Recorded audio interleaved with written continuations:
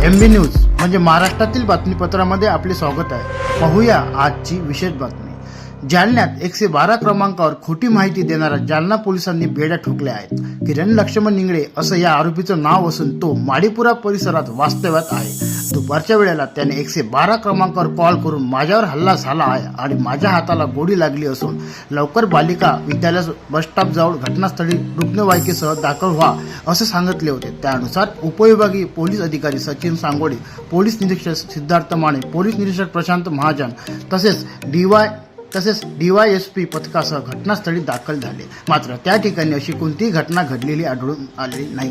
किरण इंगळेही घटनास्थळी हजर नव्हता, त्यामुळे त्याला कॉल केला असता तो एका दुकानात असल्याची माहिती देण्यात आली। त्यानंतर पोलिसांनी त्या ठिकाणी जाऊन विचारपूस केली असता आणि तिच्या आईसोबत वाद सुरू आहे आणि या नशेमध्ये पोलिसांना कॉल करून खोटी माहिती दिली आहे। दरम्यान या प्रकरणी पोलिसांनी किरण इंगळे याला ताब्यात घेऊन त्याला अटक केली असून पुढील कारवाई सुरू असल्याची पोलिसांनी सांगितले आहे। ब्युरो रिपोर्ट MB न्यूज, महाराष्ट्राचे बातमीपत्र, जालना।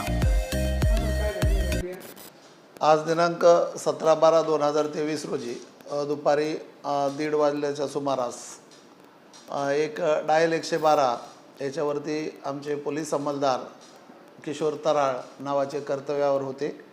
त्या दरम्यान एक कॉलर किरण लक्ष्मण इंगळे वय 26 वर्ष याने कॉल केला आणि त्यात त्यांनी सांगितलं की मला जीवे मारण्याचा प्रयत्न केला, त्याच्या हाताला बंदुकीची गोळी लागली आहे, भोसकला आहे आणि तात्काळ ॲम्ब्युलन्स पोलीस मदत पाठवा असं कळविल्यावरून सदरचे जे अंमलदार आहेत त्यांनी मला तात्काळ फोन केला आणि मला फोन केल्यानंतर मी सदरच्या हद्दीतील घटना असल्यामुळे महाजन साहेबांना आणि आमच्या SDPO सरांना पण कॉल केला। अशी घटना घडलेली आहे आणि फायर झालेला आहे असं एक डायल 112वरती कॉल आलेला आहे आणि तात्काळ आम्ही आणि तो कर्मचारी हा स्पॉटवर गेलो। तिथे प्रत्यक्ष घटनास्थळी जाऊन पाहिला असता तिथे तो कॉलर नव्हता। मग त्या कॉलरचा शोध घेतला, त्याच्या मोबाईलवरती संपर्क केला आणि त्यांनी सांगितलं की मी माळीपुरा येथे आहे आणि तिथं जाऊन त्याला मी विचारपूस केली तर त्याच्या हाताला थोडंसं खरचटलेलं ब्लेडनं त्याने स्वतःवरच वार केला होता। त्याच्या आईचा आणि त्याचा वाद चालू होता आणि त्याने आम्हाला खोटी माहिती दिली।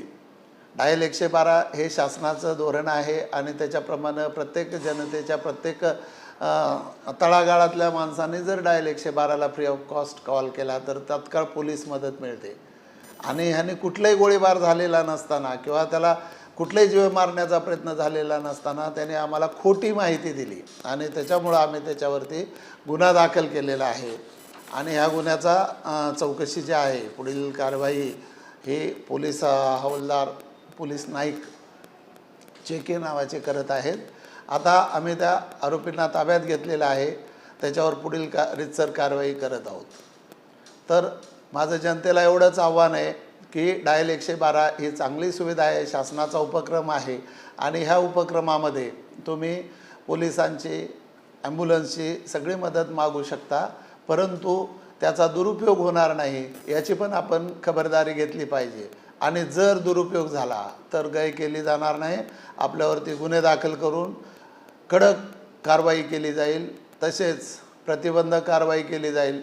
यापुढे अशी घटना घडणार नाही यासाठी प्रत्येकानं कटाक्षाने लक्ष देणं गरजेचं आहे आणि जनतेला माझं आव्हान आहे की आपण याकडे लक्ष देऊन शासनाच्या योजनेचा पूर्णपणे लाभ घ्याल एवढी अपेक्षा आहे।